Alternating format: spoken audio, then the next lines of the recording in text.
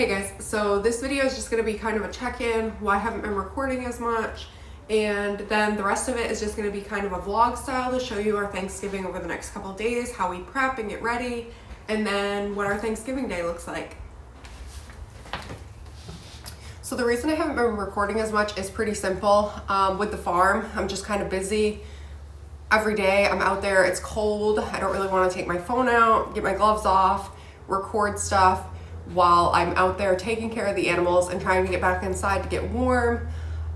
Just busy with everyday stuff. I homeschool my daughter, so I'm busy with that most days. I've also got my son who's a toddler, so I'm chasing him around while I'm homeschooling and while I'm doing stuff inside the house.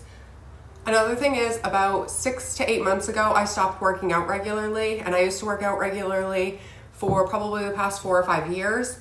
And I just kind of stopped with the farm and all the animals. We got really busy, and I just figured I'm working out enough taking care of the animals. And after those 6 to 8 months, I could kind of tell, and I could definitely feel it. So taking care of the animals was not as much of a workout as I thought it was. So I have started working out more. I'm not sure if that's something you guys are interested in. I find that I feel better when my body feels its best and is doing its best. I'm just busy, guys. So let me know in the comments what you want to see. The rest of this video is just going to be kind of a vlog style. Thank you guys for watching, and make sure you subscribe and follow us on Instagram because I update my Instagram fairly regularly. I don't post very much on there, but in my stories I post at least daily either a chicken or a goat or some type of farm content, but stay tuned.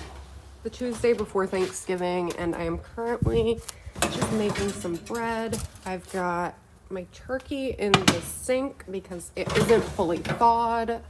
This is a 20-pound turkey, and I took this out on Friday the previous week and put it in the fridge, and it's still frozen. As you can see, it's still got ice on it.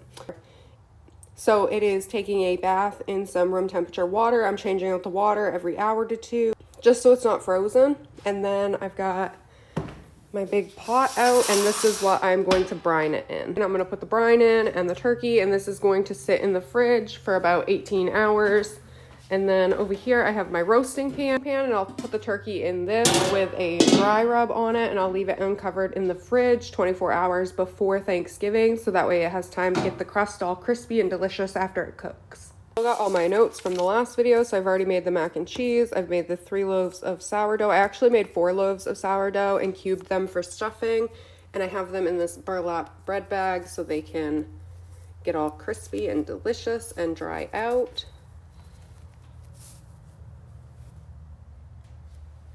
And then we're gonna brine the turkey tonight after it gets done. I already cleaned out the fridge and made the flavored butter for the turkey. I have my grocery list here of things that I needed, and I already got all those. And then again, this is my menu, and if you missed any of this, you can go back to the previous video and I'll link it up above. Okay, so this is the flavored butter for the turkey, and this is just 3 tablespoons of bacon grease and a full stick of butter, along with some herbs. And in mine, I like to put sage, thyme, and rosemary, and then I put some seasoning salt and some pepper in this. So this is 1 jar of the carrots and beets that I pulled and cleaned. I just have them sitting in some cold water in the fridge. I did get 2 of these jars full, so we'll have plenty for Thanksgiving. I've got some purple carrots, some beets, some orange carrots, some yellow carrots, a bunch of different stuff, but keeping them in this cold water keeps them crispy until Thanksgiving.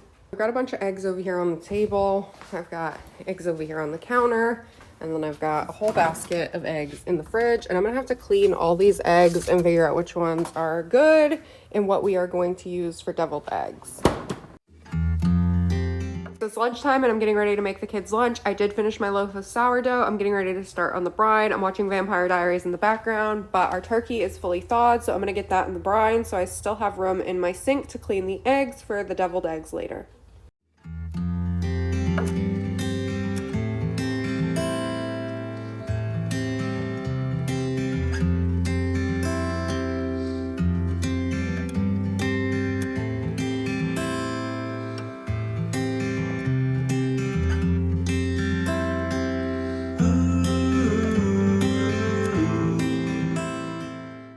Okay, you have a lot of options with the organs and the neck. Some people save the neck and make a stock with it. Some people eat the organs. I don't eat either of them, so I'm going to throw them on a pan at about 400 degrees and throw them in the oven, and they will be dog snacks later on today.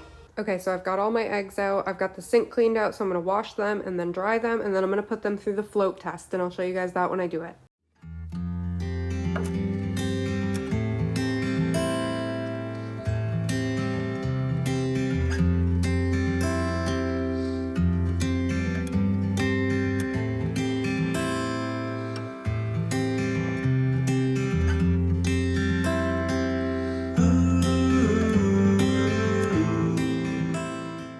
Now that all the eggs are washed, I'm gonna put them in this bucket. If they sink, they're good. They're gonna go back up here. If they float, they're gonna go right to the compost. Okay, now that I've done a couple, I'm just gonna show you. So this is one of the good eggs. I've already tested it. I put it in and it gently plops to the bottom. So I'm gonna take it back out and put it up here to finish drying. And then I'm gonna show you one that isn't good. So put it in gently and it floats right to the top. If it floats, that means it's no good. It's gonna go in a cardboard egg carton, and all the ones that float are gonna go to the compost. Okay, we're all done, and these are all the eggs that are good. These are the chicken eggs, these are the duck eggs. All of the duck eggs were good. We only had 4 bad chicken eggs, but I do always label one of the eggs from whatever batch I bring in, and the oldest one I could find was 11.9, so none of these are older than 11.9.